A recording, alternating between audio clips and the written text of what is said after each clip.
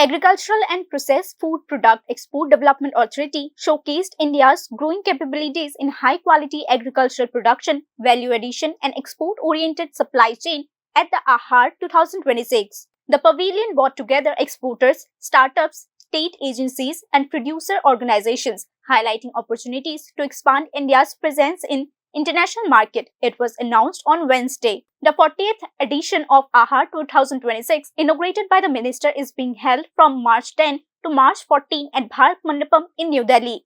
APEDA presented a delicate pavilion bringing together exporters, state representatives, and industry stakeholders on a common platform to promote India's diverse agri-export basket.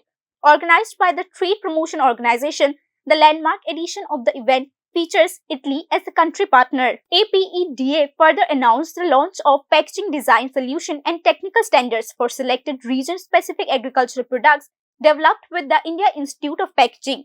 The initiative focuses on GI tagged and organic products to enhance product protection, shelf life, and export presentation. Bureau Report News Now.